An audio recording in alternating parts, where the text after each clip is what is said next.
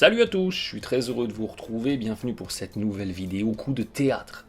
Dans la bulle coup de théâtre dans le monde merveilleux de Mickey, puisque du côté des Sixers, blessure de Ben Simmons, il s'est blessé au genou dans un des derniers matchs de la saison régulière, d'un des derniers matchs de la reprise, et on a donc une équipe de Philadelphie qui va devoir se passer de Ben Simmons pour les playoffs, même si les Sixers n'ont pas annoncé que c'était une blessure de fin de saison pour le All-Star des Sixers. Il va avoir une indisponibilité assez longue et Philadelphie a annoncé qu'il va falloir qu'on fasse un run très très long en playoffs pour espérer un retour. Mais si les Sixers font un run très très long en playoffs sans lui, c'est qu'ils n'ont pas besoin de lui, donc c'est que ça sert à rien de le faire revenir. Donc ça paraît effectivement compliqué d'imaginer Ben Simmons avec le maillot des Sixers encore cette saison, et je vous propose donc dans cette vidéo d'essayer de faire une projection sur ces Sixers qui vont finir la saison régulière et qui vont jouer les playoffs sans Ben Simmons, parce que comme tout le monde, quand j'ai appris la nouvelle de la blessure de Ben Simmons, instinctivement je me suis dit coup dur pour Philadelphie. Ils n'avaient pas besoin de ça, et nouveau coup dur pour Philadelphie. Et puis j'ai commencé à mettre un petit peu le nez sur le capot, et c'est ce que je vous propose de découvrir dans cette vidéo, du rendement des Sixers sans Ben Simmons. Et vous allez voir que c'est un petit peu plus nuancé que tout ça. Alors déjà, première chose à observer, c'est qu'ont donné cette saison les Sixers quand Ben Simmons n'était pas sur le parquet. Et bien déjà, première surprise. Première surprise puisque, en gros, quand Simmons était sur le terrain du côté de Philadelphie, on marquait 112 points pour 100 possessions, on en encaissait 110. Donc on avait un différentiel positif de plus 2. Maintenant, quand Simmons n'était pas sur le parquet, eh bien, on a des Sixers qui s'en sont bien sortis. On marquait 114 points pour 100 possessions, donc on avait un niveau d'attaque qui était un petit peu plus prolifique, et on avait surtout un niveau défensif qui était maintenu. On connaît Ben Simmons pour ses capacités de playmaking, on le connaît aussi surtout pour ses qualités de défense, donc je m'attendais à avoir des Sixers sans Simmons qui avaient une défense dégradée, eh bien ça n'est pas le cas. Et vous voyez que les tendances sont quand même assez marquées, puisqu'en gros on a 1900 minutes de Ben Simmons sur le terrain et on a 1200 minutes sans Ben Simmons. Donc on a quand même une tendance assez marquée de Simmons quand il n'est pas sur le terrain, et des Sixers qui s'en sortent relativement bien. Donc déjà, première tendance, tiens, joueur All-Star quand il n'est pas sur le terrain, et bien son équipe s'en sort plutôt pas mal. Et puis, deuxième élément statistique, cette saison, les Sixers, quand Ben Simmons était sur le terrain avec Joel Embiid, on avait une équipe de Philadelphie en gros qui mettait 1,075 points par possession, donc 107 points pour 100 possessions. Là où l'adversaire était lui à 1,066 points par possession, donc en gros 107 marqués, 106 encaissés, pour faire simple. Et puis, quand on avait seulement Joel Embiid sur le terrain et pas Ben Simmons, ça a quand même représenté 623 minutes de temps de jeu pour les Sixers, et bien on avait des Sixers à 112 points pour 100 possessions et un adversaire à 101 points pour 100 possessions. Donc waouh, les Sixers avec Embiid sur le terrain et Simmons sur le banc, ce qu'on va voir sur les playoffs qui arrivent, et bien ces Sixers-là s'en sont très bien sortis. Et ce qui est spectaculaire, c'est que quand vous regardez un petit peu qui a contribué quand on était dans une configuration sans Ben Simmons, mais avec Joel Embiid, et bien on se rend compte que Embiid, il était à 58% de tir réel, 113 points par possession, donc lui, il a eu son rendement de mutant habituel. Et puis on a des Korkmaz, on a des Tybal, on a des Shake Milton, qui notamment parce qu'ils ont été en capacité de sanctionner à 3 points, ont un pourcentage au tir réel qui est très élevé, et ont donc ramené en points par possession un rendement qui est très élevé, tandis qu'on a des Richardson, des Harris, des Neto et compagnie, qui ont une contribution qui est tout à fait intéressante, est à 1,08 points par possession. Vous êtes grosso modo dans la moyenne NBA, donc ils ont un apport qui est tout à fait correct. Mais Tout ça pour vous présenter une situation où finalement les Sixers, sans Ben Simmons en attaque, eh bien collectivement, ça reste une équipe qui est tout à fait homogène et où on a des joueurs de complément qui sont en capacité de contribuer et de venir sanctionner. Et puis, ce qui est aussi intéressant, c'est qu'on découvre qu'on a un Joel Embiid dans une configuration où Ben Simmons est sur le terrain. On a un Joel Embiid qui n'est pas dépendant de l'apport de Ben Simmons dans du playmaking. Puisque regardez, on se rend compte que Ben Simmons contribue finalement autant que les autres à servir Joel Embiid. Ça, c'est la répartition des passes décisives qui ont été faites à Joel Embiid. Donc, on n'a pas une connexion Embiid-Simmons qui est très très très marquée, et on n'a pas un Joel Embiid qui est dépendant du playmaking de Ben Simmons pour exister. On a par exemple un phénomène qui est beaucoup plus marqué aux Lakers, où toute comparaison gardée, mais si on veut chercher des points de comparaison, trouvons celui-là, entre la connexion LeBron James et Anthony Davis. On a Anthony Davis qui est beaucoup plus dépendant des passes décisives de LeBron James pour exister en attaque, que Joel Embiid est dépendant des passes de Ben Simmons pour exister en attaque, parce que vous voyez que finalement, Ben Simmons, il ne lui apporte que, entre guillemets, 30% de ses passes décisives. Alors vous me direz, c'est déjà 30%, mais c'est réparti finalement de façon assez homogène avec les autres coéquipiers. Donc tout ça pour dire qu'on n'a pas... Embiid n'a pas besoin de Simmons, pour caricaturer, pour exister en attaque dans le jeu collectif des Sixers, où le ballon est quand même assez vivant et où il y a assez peu de fixation balle en main, assez peu de pick and roll, assez peu de séquences comme ça. Eh bien, on a un Embiid qui va parfaitement s'en sortir en étant, même sans Simmons, continuellement abreuvé de ballons par les coéquipiers. Des Sixers qui, en l'absence de Ben Simmons sur le terrain, n'ont pas vraiment utilisé un 5 particulier. Il n'y a pas, quand on regarde les rotations des Sixers, il n'y a pas un 5 qui ressort plus qu'un autre dans les utilisations de Coach Brown de cette équipe des Sixers sans Simmons. On a quelque chose de tout à fait homogène, mais dans cette homogénéité, eh bien, on se rend compte que la plupart des 5 déployés s'en sont bien sortis. Il y a un seul 5 qui a un net rating négatif, qui a passé 27 minutes en cumulé ensemble. C'est une config avec le 5 majeur et Raoul Neto à la main, mais mis à part ce 5-là, tous les autres 5 ont un net rating positif. Donc on retrouve ce qu'on avait déjà découvert en début de vidéo, que les Sixers, sans Ben Simmons, arrivent à assembler des 5 sur le terrain qui s'en sortent pas trop mal, ce qui va être le 5 majeur, donc avec Shake Milton qui remplace Embiid, Simmons en poste de meneur, et Horford du coup qui vient se glisser en ailier fort, ce qui était le nouveau poste quelque part de Ben Simmons depuis la reprise. Et bien certes, on n'a que 53 minutes, certes, on a une défense des Sixers qui a appris un peu l'eau, mais à contrario, on a une attaque qui a été prolifique. Et on y reviendra un peu plus tard dans la vidéo. Les Sixers, ils ont cruellement besoin d'attaque. Donc, encore une indication sur le fait que les Sixers, finalement, sans Simmons, ils s'en sont pas trop mal sortis. Et pourquoi les Sixers ne s'en sortent pas trop mal sans Ben Simmons? Parce que tout le casse-tête du spacing dont on avait longuement parlé en octobre 2019 dans la vidéo analyse intersaison de ces Sixers, tout le casse-tête du spacing, dès lors que Ben Simmons n'est plus sur le terrain, Ben Simmons qui ne tire pas à 3 points et qui ne peut pas sanctionner à mi-distance, donc qui est complètement dépendant en fait, soit de drive pour aller marquer dans la raquette, soit de fixation au poste bas. Dès lors que vous enlevez ce Ben Simmons, eh bien vous avez une équipe des Sixers qui structurellement redevient un petit peu plus naturelle, avec en gros un joueur qui va être dans la raquette, ça va être Embiid, et autour de lui 4 joueurs qui vont pouvoir s'écarter et qui vont pouvoir sanctionner à 3 points.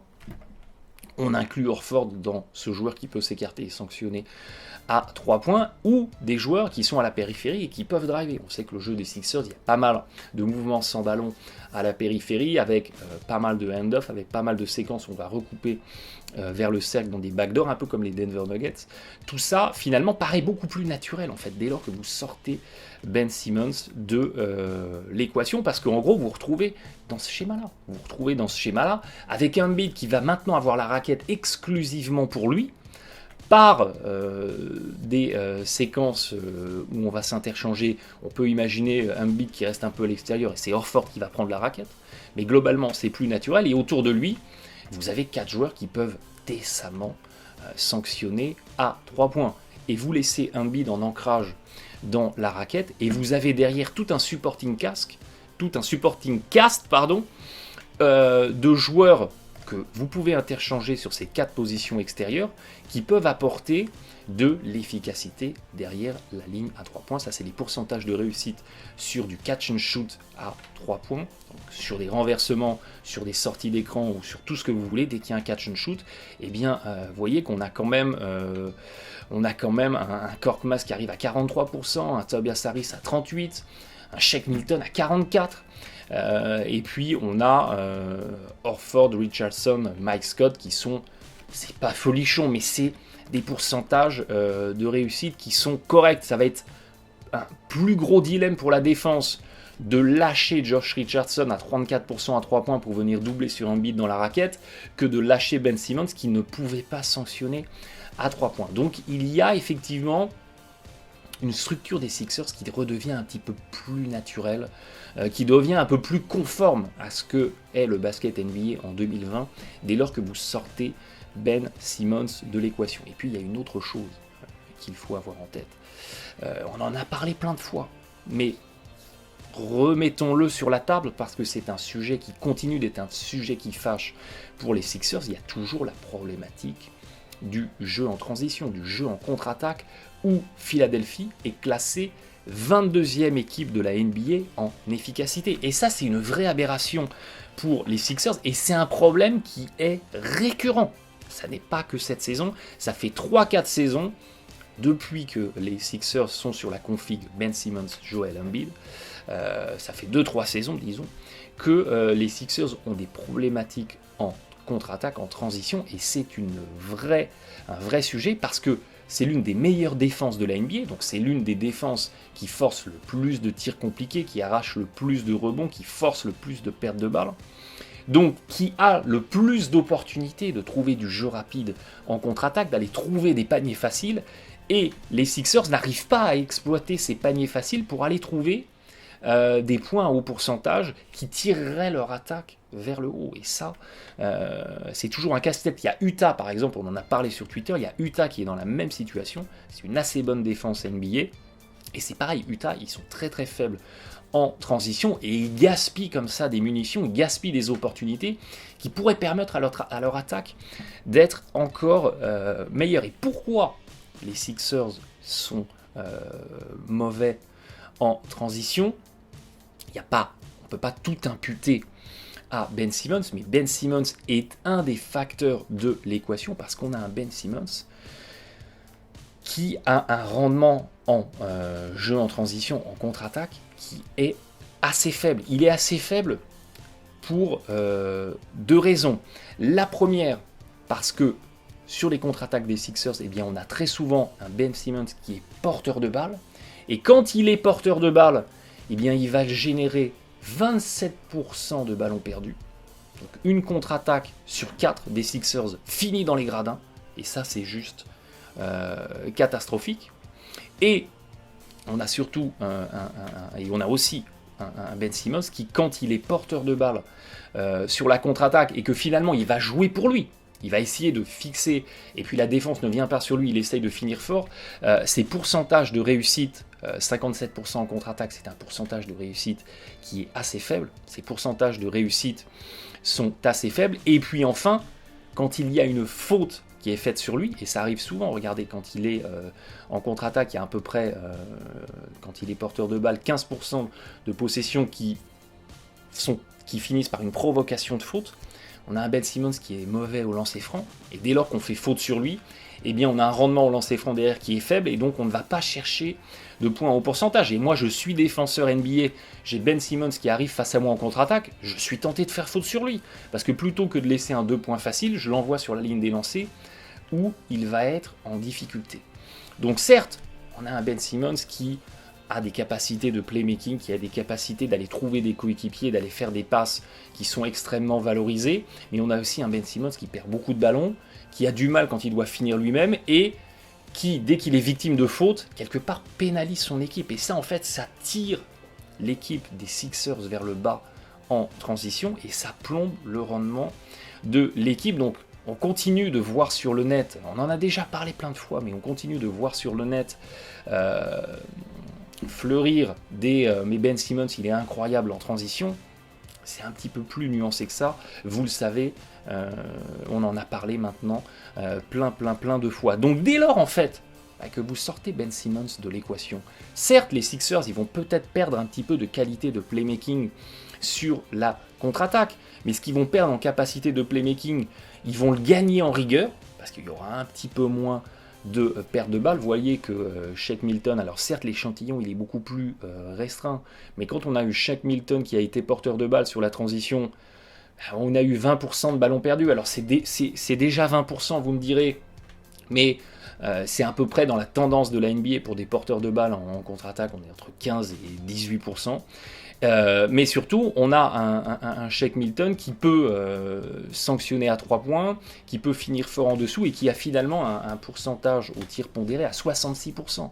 Là où Simmons était lui à 56%. Donc on a 10 points de pourcentage de mieux sur la contre-attaque. Et finalement, on a des Sixers qui, en ayant un petit peu moins en contre-attaque, le ballon focalisé exclusivement dans les mains de Ben Simmons, mais peut-être plus dans les mains de Shake Milton, peut-être plus dans les mains de Josh Richardson, peut-être plus dans les mains de Tobias Harris, on a des Sixers qui vont avoir un rendement en transition qui va être un petit peu plus élevé. Et on avait vu ça la saison passée, quand les Sixers ont commencé à donner le ballon à Jimmy Butler en transition et plus à Ben Simmons, on a en play-off la saison passée des Sixers qui sont devenus meilleurs en transition et évidemment que ça a tiré l'équipe vers le haut. Donc ça c'est encore un point à surveiller dans ce que pourraient être les Sixers sans Ben Simmons. Et puis enfin, ça va être le moment de vérité pour Joel Embiid. On va avoir un Joel Embiid en franchise player incontesté et incontestable du côté des Sixers. Il va avoir la raquette pour lui. Donc il va pouvoir encore faire davantage qu'il fait déjà très très bien. Des séquences en poste bas, des séquences dans la raquette. Il a vraiment toute la latitude pour exister dans la raquette, avec effectivement un spacing un petit peu plus écarté, avec plus de menaces à 3 points. On a un Embiid qui doit en profiter, parce que les adversaires vont normalement être plus hésitants à faire prise à 2, et c'est là où les Sixers devront sanctionner. Dès qu'il y a 2 défenseurs qui se focalisent sur Embiid, il faut aller trouver le mec qui est tout seul à 3 points, et on a vu qu'il y a des solutions de catch and shoot qui existent. Paradoxalement, les Sixers, qui sont tout sauf une équipe considérée comme une équipe de tireurs à 3 points, les Sixers, ils ont un des meilleurs pourcentages à 3 points de toute la NBA. Donc, fixation Embiid, on va trouver le joueur qui est laissé tout seul à 3 points, et à contrario, fixation de Embiid au poste bas, et si la défense ne vient pas, on a un Embiid qui doit y aller, qui doit charbonner, et 1,11 points par possession sur des séquences de post-up, c'est un rendement extraordinaire. Donc ça, plus que jamais, il faut l'exploiter. Du pick and roll, poseur d'écran, c'est pareil, on a un Embiid qui a un rendement qui est cataclysmique dans le pick and roll poseur d'écran. Pourquoi ? Parce qu'à chaque fois qu'un Embiid pose un écran, il s'écarte pour tirer à 3 points ou tirer à mi-distance. Par facilité ou parce que la raquette est embouteillée. Là, la raquette ne sera plus embouteillée, donc on a un Embiid qui doit poser des écrans, même s'il y a assez peu de pick and roll dans le jeu Sixers, il y en a quand même un petit peu. On a un Embiid qui pose des écrans, il doit ouvrir au cercle, il est retrouvé dans la raquette, et là, il va sanctionner, ou il va provoquer des fautes. Derrière, il est très bon au lancer franc, et les Sixers vont chercher des points à haut pourcentage dedans. Il n'y a plus d'excuses pour Embiid. Il doit être à 40 points, 20 rebonds. Je caricature, mais cette absence de Simmons et ces Sixers qui se présentent en play-off sans lui, ça doit être le moment de vérité pour Embiid. C'est là où Embiid doit montrer effectivement à Philadelphie et à la planète NBA ce qu'il a dans le ventre. On doit avoir un Embiid en mode Shaq O'Neal, en mode Olajuwon, en mode je suis inarrêtable dans la raquette et venez me chercher.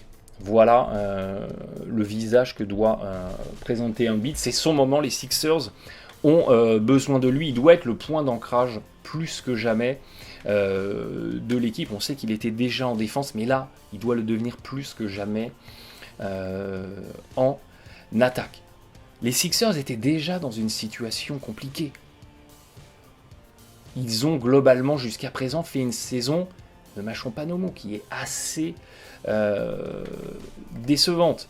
Souvenez-vous, en octobre 2019, quand on faisait l'analyse intersaison de ces Sixers, 14e défense la saison passée, moi je vous avais annoncé dans la vidéo, il faut les projeter entre 7e ou 8e défense NBA. Au final, les Sixers, à l'heure où on se parle, c'est la 6e meilleure défense de la NBA. Donc globalement, le rendement défensif de l'équipe, il est au niveau auquel on pouvait attendre cette équipe. D'ailleurs, c'est très intéressant quand vous vous replongez dans les previews des Sixers 2019-2020. Il y a énormément de commentateurs qui voyaient les Sixers comme de très loin la meilleure défense de la NBA. Et je vous avais expliqué dans cette vidéo analyse intersaison, attention, ça va pas être le cas. Les Sixers ne seront pas la meilleure défense, il y a encore des faiblesses dans leur dispositif. Au final, c'est ce qui s'est passé. Maintenant, être 6e, c'est déjà très très bien, c'est déjà une vraie progression par rapport à ce qu'étaient les Sixers la saison passée. Mais globalement, la défense, on est au rendement où on attendait cette équipe de Philadelphie. Là où il y a un vrai décrochage, c'est qu'on a des Sixers qui sont 17e attaque de la NBA. Et moi, dans cette vidéo, j'avais fait un postulat en vous disant si Embiid si Ben Simmons si Tobias Harris si, l'équipe peut arriver à décrocher la 6e place en attaque. L'équipe était 8e la saison passée. Et clairement, le rendement offensif de Philadelphie est très très décevant cette saison. Et c'est en attaque. Que cette équipe de Philadelphie présente clairement des faiblesses, notamment avec les problématiques Ben Simmons, avec les problématiques Joel Embiid, on en a déjà parlé, la transition, les ballons perdus pour Simmons, l'absence de vraie capacité de pick and roll, Embiid qui a toujours tendance à un peu trop s'écarter, chercher les petits pull-ups à 2 points, les tirs à 3 points, mais au-delà de ça, on a les 2 recrues majeures de cette équipe de Philadelphie, qui sont un petit peu en souffrance, ou en tout cas qui n'ont pas pris le pli et qui n'ont pas le rendement que l'équipe attendait d'eux. Souvenez-vous, je reviens à cette vidéo analyse intersaison que j'avais faite en octobre 2019 de Philadelphie, je vous disais l'élément déterminant du rendement des Sixers la saison prochaine, le joueur qu'il va falloir de suivre de très près, c'est Josh Richardson, parce qu'il a la très lourde tâche de faire oublier d'un côté Jimmy Butler, en étant l'autre joueur avec Ben Simmons qui monte la balle, qui apporte un peu de capacité de pick and roll, etc.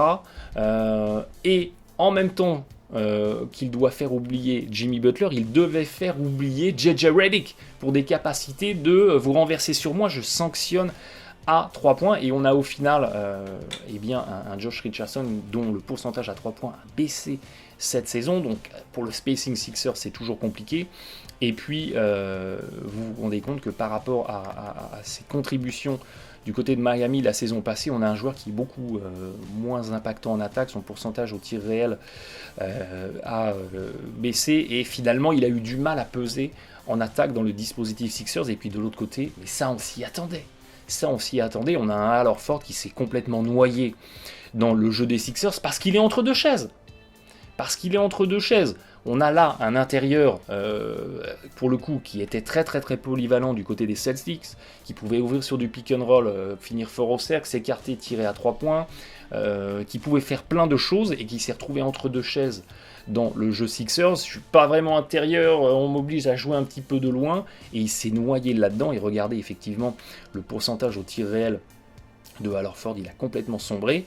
Il s'est retrouvé à tirer beaucoup plus à 3 points, on en a parlé justement dans l'analyse intersaison, et il s'est perdu dans un registre qui n'était pas vraiment le sien en gros 4 tirs sur 10 c'est de la réception tir à 3 points, et il s'est perdu là-dedans. Et effectivement, regardez, c'était un joueur qui avait un impact de plus 3 du côté des Celtics offensivement, et c'est tombé à plus 1. Donc on a un Al Horford qui malheureusement s'est noyé un petit peu dans le dispositif Sixers. parce que structurellement le spacing et ce qu'on attend, ce qu'on lui a proposé, le peu d'espace qu'on lui a proposé pour exister, malheureusement n'a pas été suffisant. Donc les Sixers étaient déjà dans une situation compliquée. On se dirigeait vers des Sixers qui finissaient 6e et qui affrontaient les Celtics au premier tour.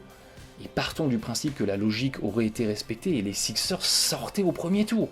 Et au vu des ambitions affichées par l'équipe, quelle énorme déception. Donc les Sixers étaient déjà dans une situation compliquée, on ne va pas se raconter d'histoire, et on se dirigeait déjà vers malheureusement un dénouement assez peu glorieux.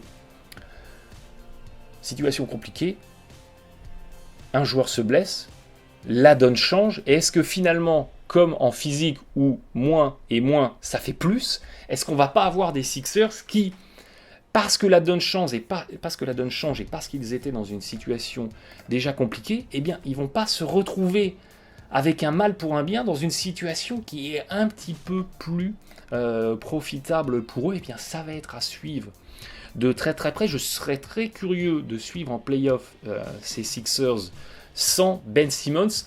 Et nul doute que Elton Brand, le general manager de l'équipe, qui n'a eu de cesse de casser le process pour avoir du success, qui pour l'instant malheureusement il n'a pas trouvé, nul doute que Elton Brand va suivre ça lui aussi de très très près, parce que des Sixers qui s'en sortiraient sans Simmons et qui réussiraient à aller loin sans Simmons, eh bien évidemment que ça lui donnerait des idées pour monter un trade à l'intersaison et partir sur une autre formule plus conventionnelle avec Embiid en franchise player et un assortiment de joueurs qui peuvent lui apporter du playmaking, sanctionner à 3 points. Autour de lui, on suivra ça de très très près, mais l'équation Sixers, la blessure de Ben Simmons, c'est peut-être un petit peu plus compliqué que ils perdent un joueur All-Star, ça y est, c'est fini. Il y a peut-être plus de subtilité, on les a présentées dans cette vidéo. Et comme je vous l'ai déjà dit, ça n'est pas à charge contre Ben Simmons. Le pauvre Ben Simmons, il n'y est pour rien. Un joueur n'est jamais responsable de la situation dans laquelle on l'a placé quelque part. Chaque difficulté, chaque faiblesse individuelle peut être corrigée par une réponse collective. Je vous l'ai déjà expliqué plein de fois. Et regardez les Rockets avec un Westbrook qui n'a jamais aussi peu tiré de loin et qui n'a jamais aussi peu tiré à 3 points. Eh bien un Westbrook qui ne tire pas de loin, cette saison il pénalise pas les Rockets. Un Giannis la saison passée à qui Budenholzer a dit t'arrêtes de faire tes pull-ups à 2 points, tu tires moins à 3 points et tu te contentes d'attaquer le cercle. Eh bien, un Giannis qui ne tirait pas de loin la saison passée n'a pas handicapé les Bucks. Donc il ne faut pas non plus tomber dans le raccourci. Ouais, Ben Simmons il tire pas de loin donc il handicape les Sixers. C'est pas la réalité. On a un Ben Simmons qui ne tire pas de loin et qui dans un dispositif Sixers où malheureusement il y a un assemblage autour de lui qui ne lui permet pas d'avoir une raquette suffisamment étirée pour qu'il puisse driver et qu'il puisse aller finir tranquillement en dessous, c'est ça qui pénalise les Sixers et qui par effet ricochet pénalise Ben Simmons. C'est toujours l'image. Donner la F1, la Mercedes F1 de Hamilton, donnez-la à n'importe quel pilote en disant tiens, voilà la F1 de Hamilton. C'est quand même l'une des meilleures caisses possibles. Eh bien, va gagner le Paris-Dakar avec. Le mec, il fait 100 mètres dans le sable, il s'enlise et c'est fini. Et le piège serait de dire non mais attends, t'es nul en fait, on t'a donné la F1 de Hamilton et t'es même pas fichu de gagner avec. Eh non. Tu m'as donné la F1 de Hamilton, mais dans un contexte où je ne pouvais pas la maximiser. Donc, malheureusement, c'était perdu d'avance. Eh bien, parfois, on a l'impression que les Sixers, dans l'équipe qu'ils ont montée et dans la façon dont ils exploitent Ben Simmons, on est un peu sur ce constat-là. Donc c'est peut-être finalement un mal pour un bien pour tout le monde. On suivra ça de très près. Et d'ici là, bon match à tous.